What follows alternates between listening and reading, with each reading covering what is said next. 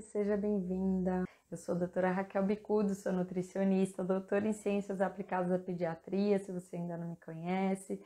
Atuo aí com alergias alimentares, ofereço cursos de capacitação para outros nutricionistas e outros profissionais da área da saúde que queiram saber mais sobre esse assunto.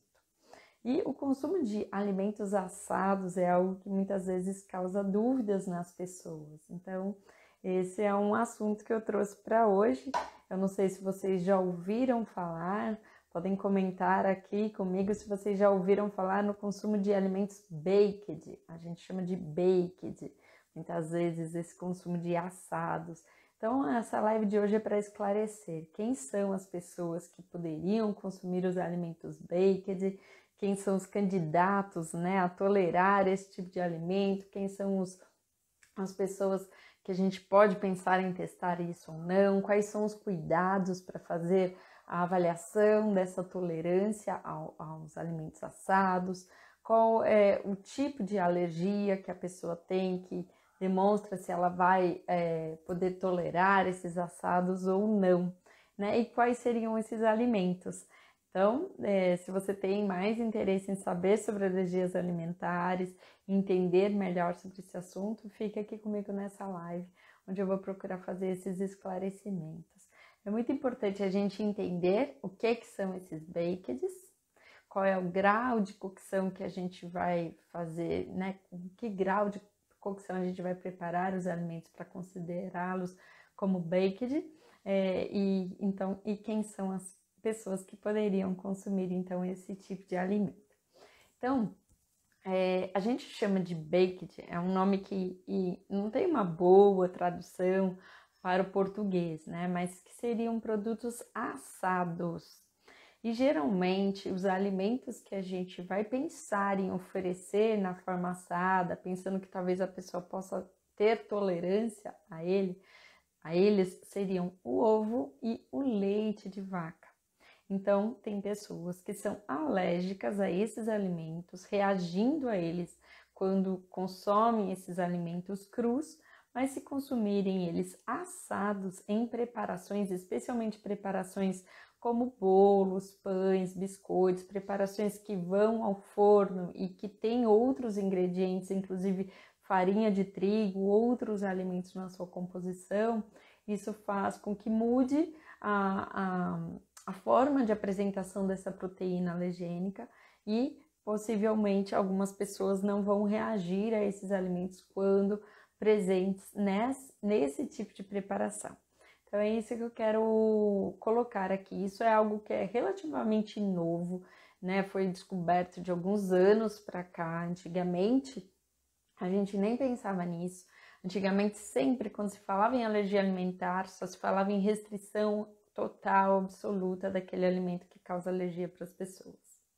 E essas descobertas de que existem pessoas que são capazes de tolerar os alimentos de acordo com a forma de apresentação, elas são relativamente recentes. Então, a gente fazer essa forma de tratamento um pouco mais ativa com a presença desses alimentos é algo recente. E é importante a gente entender e até passar para as outras pessoas. E quando nos fizerem a proposta de introduzir esses alimentos, a gente precisa pensar se isso é seguro ou não. Então, antes de começar a falar do baked, só para contextualizar, para quem ainda não entende tão bem de alergia alimentar, está chegando nessa live agora de surpresa, eu vou só contextualizar sobre os tipos de alergia alimentar para daí você entender do que eu estou falando. Então, a gente tem 3 tipos de alergia alimentar, 3 formas de 3 mecanismos imunológicos diferentes que podem envolver, então, essa alergia. São 3. O primeiro, eu vou falar de reações IgE mediadas, que são aquelas imediatas, com potencial de fazer reações anafiláticas. Aí nós temos as reações não mediadas por IgE, que são aquelas reações mais tardias, que geralmente envolvem o trato gastrointestinal, e temos algumas reações que a gente diz que são mistas, então que seriam as reações ali de dermatite atópica e esofagite eosinofílica, ou seja, elas podem ter envolvimento de IgE ou não. Então, quando eu estiver falando de alimentos baked, eu estou falando sobre pessoas que têm aquela apresentação de reações IgE mediadas. E os alimentos que eu vou falar aqui, sobre alimentos baked, eu vou falar sobre leite de vaca e ovo, tá? Então, quando a pessoa apresenta reações IgE mediadas, IgE, que é o anticorpo imunoglobulina E, ele é produzido especificamente para uma parte da proteína que ele reconheceu como potencialmente alergênica. A gente chama essa parte, que é a parte onde a IgE vai reconhecer aquele alérgeno e vai deflagrar os sintomas, a gente chama de epítopo. Então, o que é esse epítopo? Vamos imaginar que a IgE é como se fosse um Y, assim, ó. Ela tem dois bracinhos assim. E ela vai ter que agarrar 2 aminoácidos aqui, um de cada lado, para ela reconhecer. Então, ela vai ter que reconhecer os aminoácidos que ela considera vilão, ela vai ter que abraçá-los e aí ela vai deflagrar a reação. Então, esses aminoácidos que ela reconhece como vilão, eles têm que estar na posição exata que ela vai abraçá-los. Então, quando houve o reconhecimento da proteína potencialmente alergênica, ela encontrou aquela proteína daquela forma, né, aquele pedacinho que ela reconheceu como alergênico, ela encontrou daquela forma e ela começou a produzir IgE séricas específicas para se encaixar exatamente naquele pedacinho que ela reconheceu. E aí, então, quando a gente fala dos alimentos, nós temos diferentes proteínas. Por exemplo, no leite de vaca, a gente vai ter diferentes tipos de caseína, a gente vai ter as proteínas que compõem o soro do leite, né? Então, a lacto-alfa, a sorobumina bovina, a alfa-lactoalbumina, a beta-lactoglobulina, a gente tem diferentes proteínas ali. E quando a produção de IgE sérica específica, ela não é contra o leite total, é contra a caseína ou contra a alfa-lactoalbumina, contra a beta-lactoglobulina, contra a sorobumina bovina. Cada pessoa vai ter o desenvolvimento de IgE séricas específicas para determinadas proteínas. Tem gente que tem para todas, tem gente que tem só para caseína, tem gente que tem só para alfa-lactoalbumina, por exemplo.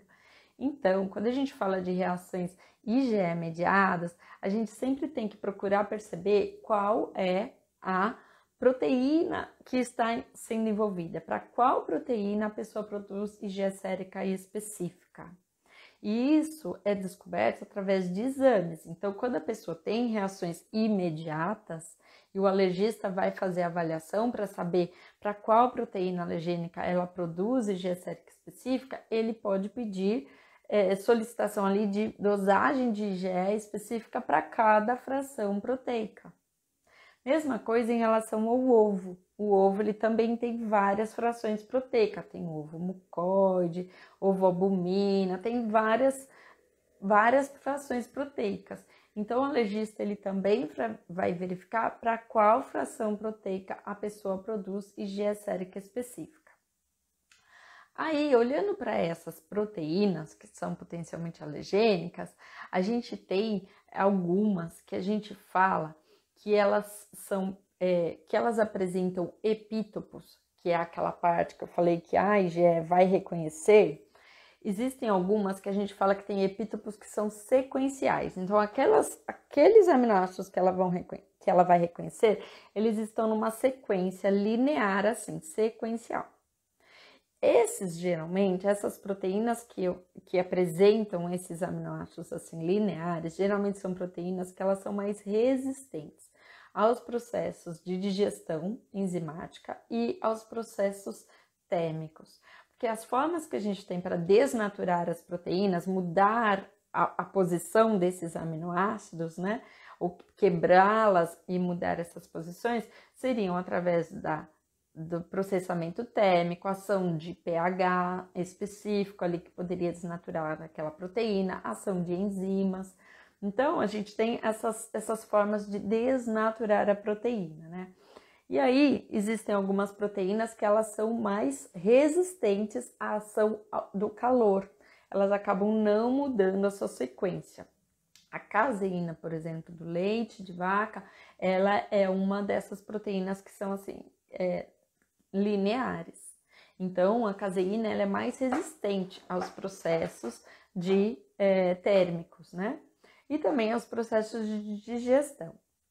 Já as proteínas do soro do leite, elas são mais termoláveis, que a gente fala. Então, quando a gente aquece essas proteínas, conforme aquece em altas temperaturas, no caso do soro do leite, os epítopos, eles não são sequenciais, eles são assim, ó, são em outras formas. Então, imagina aqui que eu estou com um colar de pérolas na minha mão, devia até ter pego um colar de pérolas para exemplificar. Numa próxima live que eu vou falar sobre isso, eu vou pegar. Porque quando a gente fala das proteínas, a gente tem uma sequência de aminoácidos que parece um colar de pérolas. E a parte da caseína que eu falei, que causa a reação na pessoa, ela é linear. Já das proteínas do soro, imagina um colar de pérolas assim, ó, todo enovelado. E aí, quando a IgE, ela descobre que é aquele epítopo que ela tem que reconhecer, aquele colar de pérolas, ele tá assim, numa forma. Só que quando a gente aquece ele, como ele é termolábil, ele muda a forma. Ele que tava assim, vamos supor, nesse formato, ele muda. Ele acaba se desnaturando. E aí, quando a pessoa consome, a IgE não acha mais aqueles aminoácidos naquela posição, porque como ele desnaturou, ele mudou de posição, ela acaba não encontrando. Então, as pessoas que produzem IgE sérica específica para as proteínas do soro do leite, por exemplo, muitas vezes elas conseguem tolerar o leite em preparações assadas. Por quê? Quando a gente vai fazer uma preparação assada, aquele leite vai acabar ficando, né? Aquela preparação toda vai acabar ficando no forno. Se for um bolo, vai ficar a 180 graus por 30 minutos, mais ou menos, de tal forma que ocorre a desnaturação dessas proteínas. E quando a gente faz um bolo também, aquele leite ele vai fazer ligações químicas com os outros ingredientes que vão compor aquele bolo. Então, vai fazer pontes ali com o trigo que está presente ali ou com outras farinhas. E aí, isso também vai mudar a disposição ali daquela proteína. Então, é por isso que muitas pessoas conseguem tolerar os alimentos assados, mesmo sendo alérgicas a eles. Então, olha só que interessante, né? Se essa pessoa consumir o leite cru, o epítopo ali das proteínas do soro estarão na mesma conformação, ali, no mesmo formato. E aí a IgE vai reconhecer os aminoácidos que ela precisa reconhecer e vai deflagrar a reação. Mas se consumir assado, muito possivelmente aquele formato vai mudar e ela não vai reconhecer. Então, essa é a explicação do porquê algumas pessoas toleram o leite em preparações assadas. Mesma coisa acontece com o ovo. Então, dependendo, né, se ela tiver IgE específica para o ovo mucoide, ela vai ter aí uma menor chance de desenvolver, de conseguir tolerar os assados. Agora, se ela produzir IgE específica para outros tipos de proteína, pode ser que ela tolere os assados. O ovo é um alimento que ele desnatura muito facilmente em altas temperaturas. Haja visto quando a gente vai preparar um ovo cozido. Se a gente passar muito do tempo, a gente vê mudança rápida ali, né, do próprio aspecto do ovo. Então, a gente começa a aquecer, ele já vai mudando muito o aspecto dele, ele cozinha muito rápido, diferente das carnes, por exemplo, que demoram mais para cozinhar. Então, eu tô falando isso só para a gente visualizar como ocorre a mudança ali da apresentação da proteína, da própria composição proteica ali da proteína, né? Eu digo composição em termos de formato dela, tá? No formato ali da sua forma química, ela vai mudando conforme ela vai sendo aquecida. Então, essa é a explicação, tá? Deixa eu tentar responder aqui dúvidas que estão aparecendo já a esse respeito. Então, tem uma pergunta se o pão de queijo entra nessa linha de assados. Bom, olha, até poderia entrar, mas ele não é o primeiro que a gente acaba testando para ver a tolerância aos assados. Porque a gente acaba se baseando primeiro num protocolo que foi criado por alguns pesquisadores que acabaram confirmando que algumas pessoas poderiam ter essa tolerância. E aí, nesses protocolos, a gente determina a quantidade de proteína que vai estar naquela porção que a pessoa vai consumir. A gente procura manter a quantidade da proteína e o grau de cocção. Então, a gente sempre procura dizer assim, olha, não é porque tolerou um bolo que vai tolerar um pudim, tá? Não é porque tolerou... então, a gente determina bem isso, não é porque tolerou o bolo que vai tolerar a cobertura do bolo, o recheio do bolo. Então, a gente tem que procurar tomar esses cuidados. No caso do pão de queijo, ele fica em altas temperaturas, ele é processado, e aí a gente tem que ver quanto que vai ter de proteína do leite lá, né, que vai ser do queijo, que vai estar presente ali, para a gente poder dizer se poderia ser consumido também ou não. Muito provavelmente vai conseguir consumir, mas uma coisa importante que eu quero colocar agora, quando a gente fala sobre isso, é o seguinte. Bom, ok, entendi, Raquel, entendi porque é que algumas pessoas conseguem tolerar os alimentos assados. Legal, beleza. Então, como é que eu faço para saber se essa pessoa tolera ou não? Gente, para avaliação da tolerância aos assados, é fundamental que seja feito um teste de provocação oral, sob supervisão médica. Então, primeiro, o médico ele vai identificar se a pessoa é aquela que realmente tem alergia àqueles alimentos, né? Seja o leite, seja o ovo. Aí, se ele verificou que realmente a pessoa é alérgica à sua forma crua, ele vai falar, bom, então agora deixa eu fazer o segundo passo para verificar se a pessoa é alérgica à forma cozida. Então, primeiro, provavelmente ele vai dosar as IgE séricas específicas para verificar se é uma pessoa que tende a tolerar os assados ou não, de acordo para qual fração proteica ela produz IgE. Talvez o alergista também resolva fazer um prick-to-prick. O que é o prick-to-prick? Não sei se vocês já viram, já fizeram aqueles testes cutâneos de leitura imediata para verificar sensibilidade a alérgenos.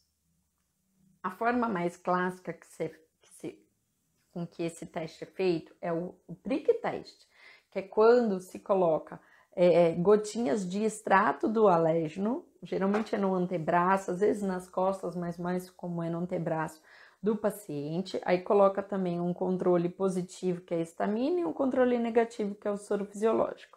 E aí coloca aquelas gotinhas e transfixa assim, faz um prickzinho ali com uma agulhinha, faz ali na pele da pessoa e depois de 15 minutos o alergista vai e olha para verificar se a pessoa formou uma pápulazinha ali naquela região. E ele mede o diâmetro da pápula. De acordo com o diâmetro da pápula formada, ele vai dizer se o teste foi positivo ou negativo. E o prick-to-prick é quando, ao invés de usar extratos daquele alérgeno que se deseja testar, você faz o prick com o próprio alimento. Então, faz um prick no alimento com agulha e depois na pele da pessoa com a mesma agulha. E aí, então, é possível fazer o prick-to-prick usando o próprio alimento assado, usando pão de queijo, usando bolo. Mas o resultado do prick, ele não é suficiente para determinar se a pessoa vai tolerar ou não. Ele só vai dar um norte, tá? Aí, sendo feito esse teste, o médico vai falar, bom, acho que vale a pena fazer um teste de provocação oral ou não, né? Com um alimento assado, para avaliar essa tolerância. E aí, avaliando então essa tolerância, se a pessoa tolerar, a indicação é que ela continue consumindo aquele alimento dentro daquele grau de processamento que foi testado, tá? Então, a ideia é, uma vez tolerante, uma vez que se perceba essa tolerância, esse alimento deve ser mantido na rotina alimentar da pessoa, inclusive até para manutenção dessa tolerância, né? Existem alguns autores até que defendem a ideia de que o consumo desses alimentos na forma assada poderia até ajudar a acelerar o processo de aquisição de tolerância ao alimento na sua forma crua. Há controvérsias, né? Tem vários outros autores que questionam essa afirmação de que isso poderia acelerar a aquisição de tolerância ou não, mas a oferta do alimento na forma assada, quando bem tolerado, isso já é consenso de que sim, isso pode ser mantido, não tem nenhum problema. Muitas pessoas me perguntam, mas isso não iria ficar cutucando o organismo da pessoa e fazendo com que ela estivesse prejudicando ali a saúde dela? E a ideia é que não, se é uma reação mediada por IgE, a gente vai oferecer o alimento de acordo com a tolerância, e se tolera ele assado, a gente vai manter a oferta do alimento assado. Deixa eu responder aqui mais uma dúvida, deixa eu ver. Meu bebê, 6 meses, é IgE mediado. Fizemos teste de provocação oral com fórmula no hospital. Porém, ele está em aleitamento materno e ainda não tive coragem de testar a tolerância dele. Farei com os assados. Boa, agora você me deu a oportunidade de entrar em mais um outro assunto, né? Que ainda falando, claro, aqui dessa parte das reações ainda falando sobre a tolerância aos alimentos assados, eu estou até agora falando sobre as reações IgE mediadas, mas ainda nessa live eu quero comentar sobre as reações não mediadas por IgE, tá? Que eu acho que aí é que muitas vezes as pessoas fazem confusão.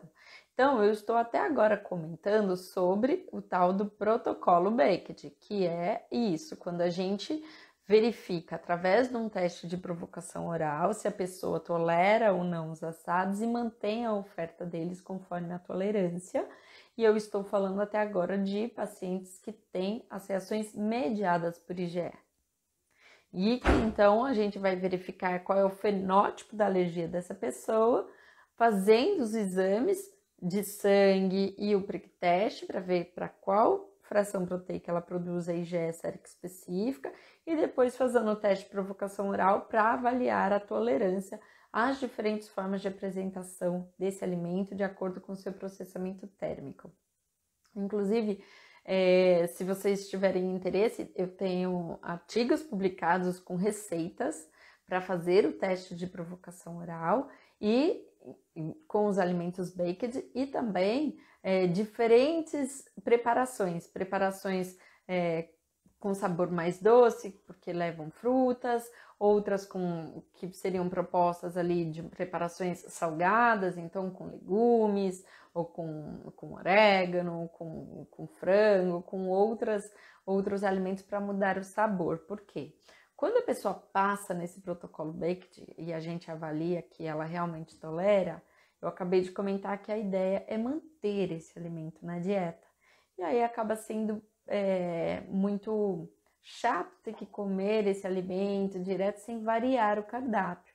Então, neste artigo que nós publicamos, nós colocamos várias opções de receitas com diferentes sabores, mudando os sabores, por exemplo, dos muffins, dos bolinhos. Então tem de maçã e canela, banana e canela, cacau, coco, sabe, baunilha, então diferentes sabores ali para a gente poder diversificar. Mesmo que a gente mantenha a forma de apresentação, né, a quantidade que a gente está oferecendo daquela proteína e o grau de cocção, é interessante que a gente faça aí diferentes formas de apresentação, mude sabor, diversifique isso, né? E também não ofereça apenas alimentos doces. Antes de falar sobre os não mediados por IgE, ainda dentro desse assunto dos IgE mediados, eu quero comentar um fato que é o seguinte: muitas vezes tem pessoas que fazem o teste de tolerância a esses alimentos assados usando biscoitos industrializados. Em especial, tem um biscoito que ele foi utilizado no protocolo de pesquisa de uma alergista e ela acabou até dosando a quantidade de proteína do leite que tem ali naquele biscoito. E como ela divulgou esse protocolo que ela utilizou no estudo dela em congresso, muitas pessoas começaram a achar que deveriam fazer dessa forma.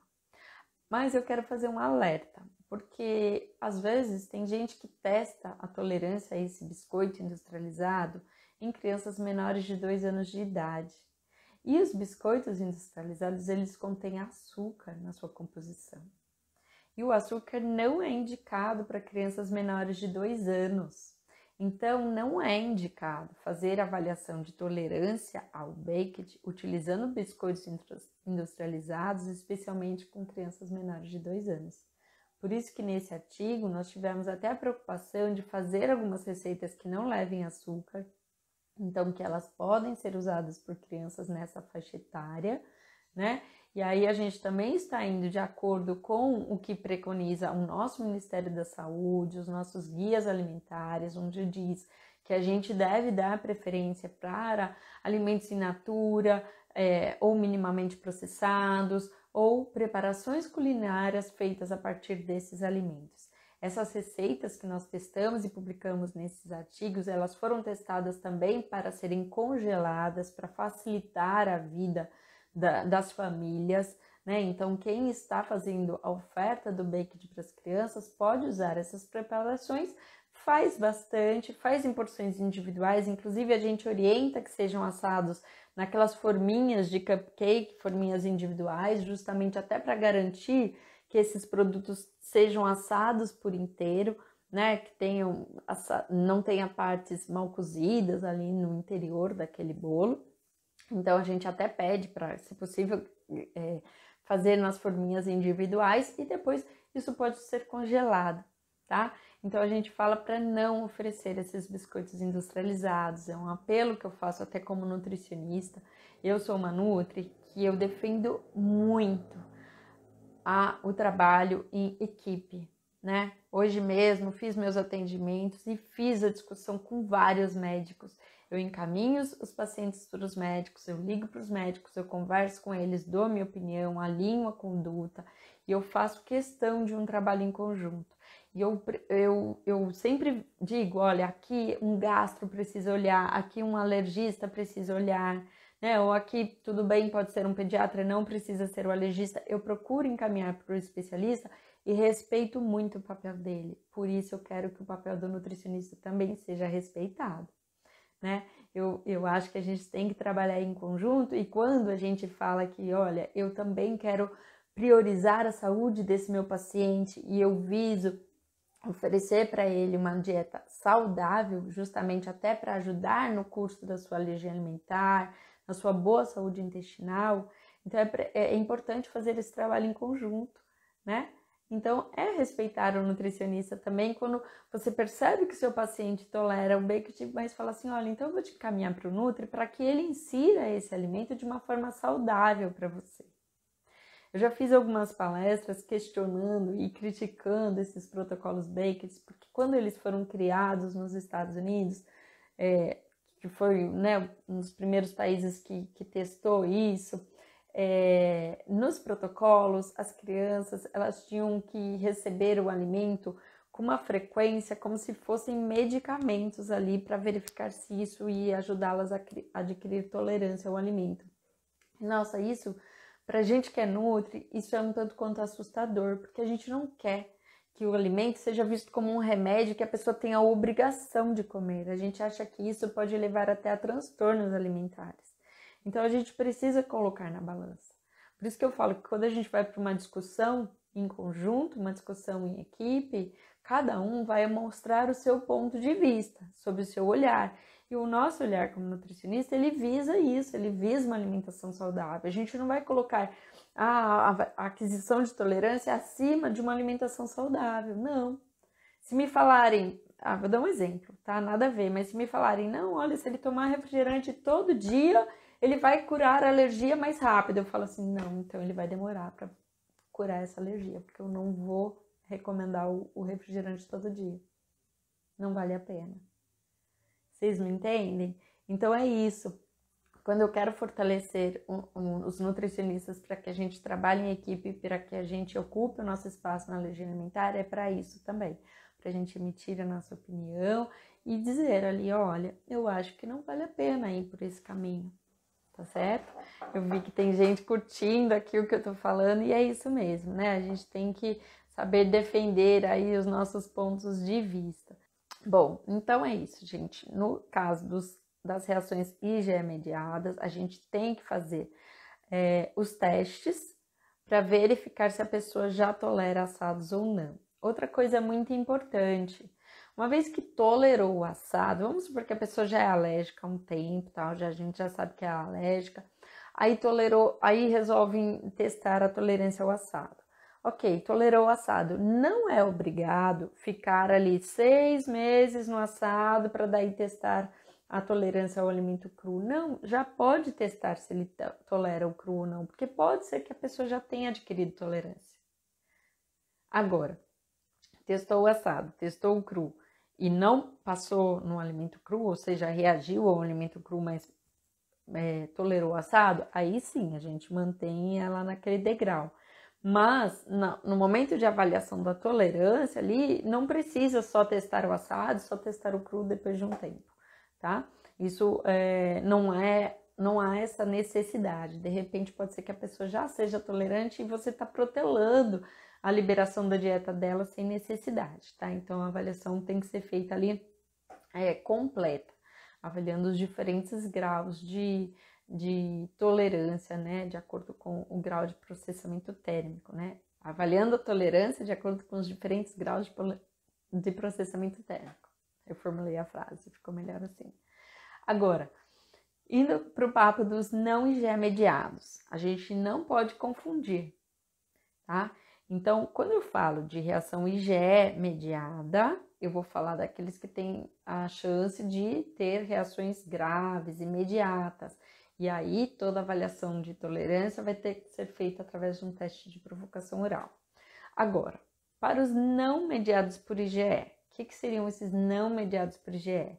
Aqui eu estaria falando de crianças que tiveram quadro de proctocolite induzida por proteína alimentar, que é aquele quadro caracterizado pela presença de sangue nas fezes, que vem acompanhado de muco e diarreia às vezes, mas o que caracteriza principalmente é o sangue nas fezes. Tem os casos de enteropatia, que é aquela criança que não ganha bem peso, que tem um comprometimento ali da digestão dos alimentos e absorção dos nutrientes. Eu estou falando desses casos de alergia alimentar. Então, casos com uma forma clínica um pouco mais leve, né? E com essas reações tardias, esses quadros não mediados por IgE. Então, nesses quadros que eu mencionei agora, ou até mesmo constipação ou refluxo, né? Os distúrbios de motilidade intestinal induzidos por proteína alimentar. Então, essas formas clínicas leves de reações não mediadas por IgE, tem alguns bebês que eles vão adquirindo tolerância ao alimento, mas essa tolerância ela vem vindo às vezes de uma forma mais gradativa. Então, às vezes a criança passa a tolerar o alimento assado, mas ainda não tolera um queijo. Ou tolera o assado, tolera queijo, mas ainda não tolera o leite ou a fórmula infantil na sua forma de apresentação crua.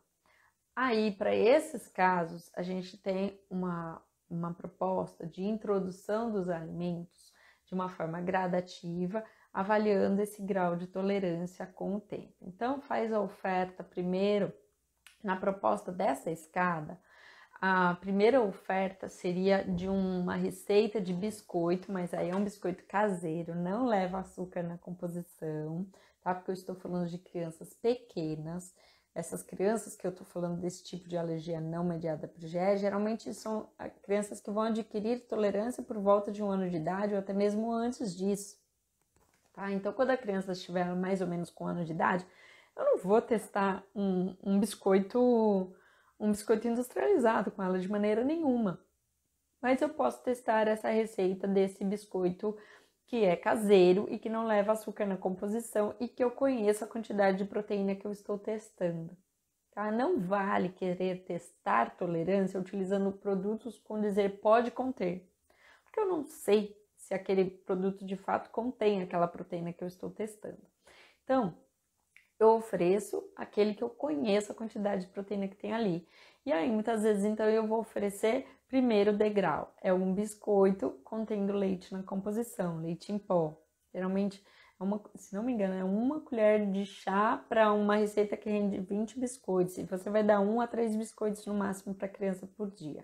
Aí ela tolerou isso, se foi verificado que ela tolera bem, ficou alguns dias ali, porque eu estou pensando em reações não mediadas por IgE, então elas são tardias, então eu tenho que oferecer isso por alguns dias, 3, 4, 5 dias. Tolerou? Aí eu já posso verificar a tolerância ao muffin, que é uma outra receita também contendo o leite na composição numa quantidade um pouco maior. Aí passa alguns dias, 3, 4, 5 dias, tolerou o muffin, eu posso testar uma receita de uma panqueca. A panqueca, ela leva mais leite por porção e também fica menos tempo em altas temperaturas. É uma temperatura menor, porque ela não é feita no forno, né, a 180 graus, ela é feita só ali no fogo e fica menos tempo no fogo. E aí eu vou testar essa tolerância à panqueca. Ok, tolerou a panqueca? Eu posso pensar na tolerância ao queijo, sempre utilizando queijos mais duros, né? Queijos curados, queijo parmesão ou queijo meia cura, e testando primeiro ele numa forma assada, então numa pizza ou num pão assadinho. Aí, se tolerou isso, eu posso tentar evoluir para esse queijo apresentado ali na forma crua, posso evoluir para uma mussarela, sempre nesses queijos que tem menos soro também, tá?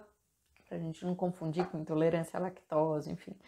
Aí tolerou isso, aí pode testar o iogurte. Se houve tolerância, aí vai testar a fórmula infantil ou o leite de vaca em si, leite de vaca integral. Agora, se em alguns dos graus a criança reagiu, aí a gente vai manter até o grau que ela tolerou por mais 6 meses, mais ou menos, e aí vai tentar novamente, depois de 6 meses, a avaliação da tolerância ao segundo degrau. É assim que a gente trabalha nas reações não mediadas por IgE com sintomas leves. Eu não estou falando de FPAS, por exemplo. Não há estudos dizendo que nos casos de FPAS existe essa tolerância aos assados. E caso se pense que é possível, tem que ser feito um teste de provocação oral. Porque se você ainda não sabe o que é FPAS, na nossa imersão em alergias alimentares, eu também explico, né, sobre essas diferentes formas de apresentação de alergia alimentar, diferentes manifestações clínicas. É importante entender que a FPAS é uma reação não mediada por IgE, mas que ela é grave, né? Então, todo o teste de tolerância com crianças que apresentam FPAS precisa ser feito sob supervisão médica, muitas vezes até em ambiente hospitalar, porque a reação ela pode ser muito grave, né? Então, a criança ela precisa estar com acesso venoso, as medicações precisam estar ali disponíveis também para poder fazer o tratamento caso ela reaja, tá? Então, eu estava falando eram de reações com formas clínicas leves, das não mediadas por IgE. Então, e no caso das reações mistas, a gente vai proceder como se fosse a IgE mediada, tá? Pensar sempre nessa forma. A gente primeiro faz um teste de provocação, se tolerou, aí vai testar a forma assada e vai acompanhar a dermatite, se vai ter piora ou não. E no caso da esofagite, vai programar uma nova endoscopia para verificar se com a introdução dos assados os eosinófilos aumentaram ou não. Então, para cada tipo de apresentação de alergia, a programação ali de avaliação da tolerância vai ser diferente, né? De acordo com o grau, de acordo com a manifestação alérgica da pessoa, tá? Agora, outro ponto dos não IgE mediados. Essa escada que eu apresentei aqui nessa live, ela foi feita para quando a gente vai oferecer os alimentos diretamente para as crianças. Um ponto importante, na primeira vez que vai oferecer o alimento para a criança, se ela tiver ficado muito tempo sem comer, é importante que seja feito sob supervisão médica, porque vai que ela tem uma reação imediata que a gente nem estava esperando. Então, a gente faz assim, né? O médico orienta, o nutricionista não orienta sozinho essa reintrodução, mesmo que o médico resolva que dá para fazer em casa, essa conduta tem que ser alinhada, porque o médico tem que dizer o que vai ser feito de medicação caso a criança tenha qualquer tipo de reação, seja ela imediata ou tardia, tá? Agora, esse protocolo ele não foi desenvolvido para as mães. No caso das mães, aí eu vou falar como que a gente pensa na introdução desses alimentos para as mães. Para as mães aí, eu falo as mães que estão amamentando os seus bebês alérgicos, né? No caso das mães, é o seguinte, se for uma avaliação para diagnóstico, né? Se é algo ali para a gente introduzir o alimento para a mãe como diagnóstico, eu estou pensando que é uma mãe que ficou um período de restrição relativamente curto, 2 a 4 semanas, o bebê melhorou, e aí eu já vou fazer a introdução do alimento na dieta da mãe para verificar se o bebê vai piorar. Nesse caso, a gente já libera na dieta da mãe os alimentos conforme ela comia antes. Eu sei que elas ficam receosas, então eu falo, se quiser começar pelo bolo, ok, não tem problema, mas tenta na primeira semana já tentar evoluir aí para o queijo, para o iogurte e para o leite, caso seja do hábito dela, ou leite em preparações, tá? Agora, se ela ficar por um período muito longo sem o leite, é sempre importante que nessa reintrodução, ela faça a reintrodução mais lenta, e utilizando leite sem lactose e produtos com baixo teor de lactose. Por quê? Porque se a mãe ficou muito tempo sem consumir lactose, quando ela for consumir, ela vai ter desconforto. E talvez até o bebê também tenha algum tipo de desconforto. Então, para a gente não confundir, quando a mãe fica um período de 6 meses ou mais em restrição, e aí a gente vai reintroduzir o leite na dieta dela, eu faço gradativo mais pensando nisso, tá? Mas não tem indicação para eu deixar a mãe 6 meses só comendo muffin, 6 meses só comendo queijo, não. A avaliação da tolerância via leite materno, ela também já é numa progressão um pouco mais rápida, tá? Não precisa falar assim, testamos o leite, ok, o bolo. Então agora vamos ficar 6 meses no bolo, só daqui 6 meses vamos testar o outro. Não, a gente vai evoluindo. E aí, se reagiu em uma das etapas, aí a gente volta para a etapa anterior e mantém mais 6 meses, entenderam? É esse o raciocínio. Muitas vezes eu vejo as pessoas fazerem de forma diferente disso. Comentem aqui até se vocês já viram algo diferente do que eu estou falando. Enquanto eu vou olhar aqui as perguntas. Deixa eu ver que tem perguntinhas aqui. Então, a Beatriz perguntou, espera sempre uns 5 dias para alergia tardia? Pelo menos uns 3 a 4 dias, se quiser, uns 5 dias aí, pra gente ter certeza, tá? Então, assim, fica pelo menos 3 a 4 dias naquele degrau, ficou bem, mantém ali naquele degrau, 4 a 5 dias, né? Aí depois testa o outro degrau, pra gente não confundir, porque pode ser que ele tolere, por exemplo, até a panqueca, mas não tolere o queijo ainda, ou não tolere o queijo cru ainda.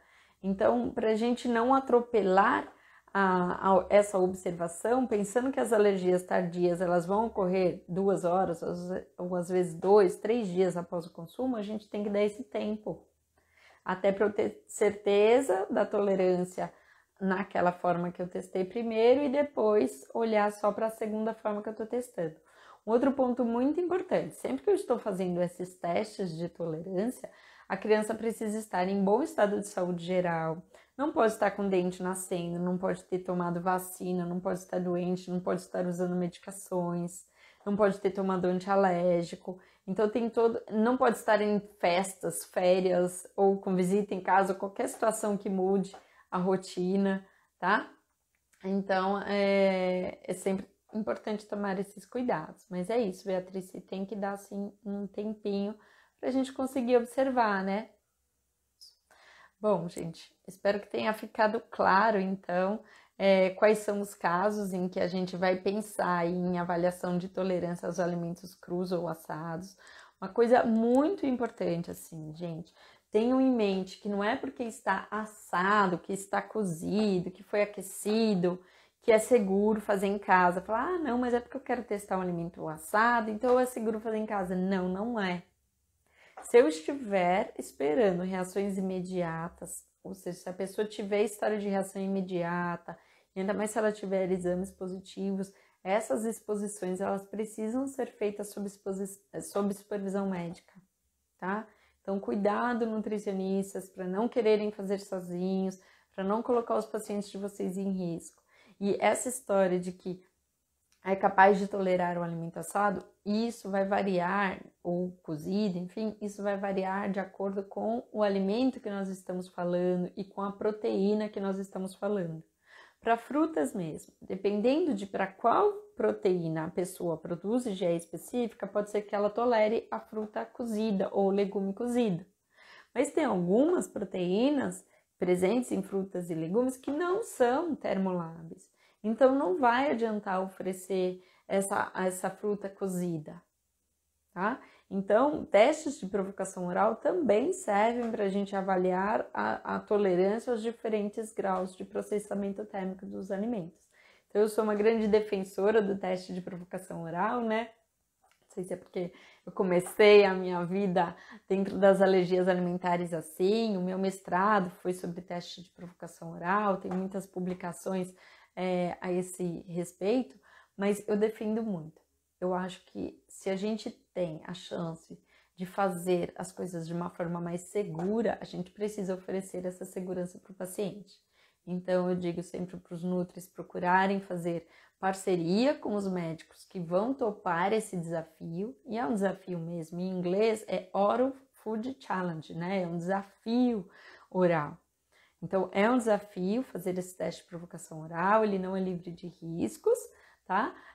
Sempre é feita uma boa avaliação da história clínica e avaliação de exames previamente, justamente para verificar se é um momento de fazer ou não e qual é a forma mais segura de fazer, se dá para fazer em casa, oferta, sem ser através de um teste de provocação, se precisa fazer uma provocação sob supervisão médica, se isso pode ser feito no ambulatório ou consultório, ou se precisa ser feito no hospital, enfim. A gente sempre vai pensar aí, vai juntar as peças do quebra-cabeça para verificar a melhor forma, mas é apenas testando que a gente vai saber se a pessoa tolera ou não. E a ideia é sempre oferecer aquilo que ela tolera. Não basear as restrições no medo ou apenas no resultado de exames, tá? É esse o recado. Então, uma vez que a gente já sabe hoje que existem pessoas com fenótipos diferentes de alergias alimentares e que para cada pessoa a gente vai individualizar o tratamento, é super importante a gente fazer tudo isso, toda essa etapa. E nutris que trabalham em escolas, também é importante conhecer isso tudo, porque se chega uma criança alérgica na escola, é importante que a gente peça um relatório para o médico para saber qual é o tipo de alergia que essa criança apresenta, se ela está em fase de diagnóstico ou se já foi confirmada a alergia dela, quando que foi feito esse diagnóstico, há quanto tempo, quais são os alimentos que ela tolera ou não, qual é o grau de tolerância dela ou não, tá? E se ela tolera assados, não quer dizer que a alergia dela seja mais leve. Quer dizer que ela tolera assados. Mas talvez, se ela consumir, por exemplo, a cobertura do bolo que não foi assada, talvez ela reaja muito gravemente. Então, é importante a gente não confundir, tá? Eu expliquei, tentei procurar, procurei explicar de uma forma aqui mais didática no início dessa live por que é que alguns toleram ou não, né? Expliquei esses diferentes fenótipos. Só respondendo uma última dúvida, então, normalmente, qual o tempo de cura dos IgE mediados? Bom, depende do alimento envolvido, tá? Porque tem alimento que a gente não tem previsão de cura, né? Depende do alimento envolvido e de para qual fração proteica a pessoa produz, IgE sérica específica também, e para o fenótipo de alergia dela. Mas eu posso dizer que numa média, para os 3, 4 anos de idade, os IgE mediados que tendem a curar, vão curar. Mas tem crianças que só vão curar lá para os 8 anos de idade, 12 anos de idade, né? Então, a gente tem visto que a aquisição de tolerância oral, ela tem se dado mais tardiamente. Além do número de alérgicos vir aumentando, muitas alergias têm sido um pouco mais persistentes, tá? Mas algumas têm sim essa previsão, né, esse prognóstico de aquisição de tolerância, felizmente, tá? E a gente tem que ir acompanhando, né? A alergia é algo para a gente ir acompanhando, não é só para a gente determinar o diagnóstico e assim ficar, tá? Outra dúvida aqui, então, só fazemos o TPO em IgE não mediada e se reagir para... Deixa eu entender, peraí. É nutricionista Ana Lúcia que perguntou, Ana Lúcia Mendes. Então, só fazemos o teste de provocação oral em IgE não mediada, né, reações não mediadas por IgE, e se reagir, para e mantém até a preparação que ok, e volta a testar com quanto tempo? Tá, eu vou reexplicar essa fase. Primeiro, eu não vou chamar de TPO quando eu vou introduzir o alimento em casa, tá? TPO é quando a criança vai comer o alimento na frente do médico. Eu acho interessante sempre começar com TPO. E aí, se não reagiu com nada imediato na frente do médico, aí a gente libera para fazer em casa. Eu acho mais seguro sim fazer dessa forma, tá? Mas bem, se ela vai subindo a escada e ela, por exemplo, reagiu na fase da panqueca, mas tolerou o biscoito e o muffin, ela vai ficar mais 6 meses só com biscoito e o muffin, depois de 6 meses testa a panqueca novamente, tá? É essa a ideia.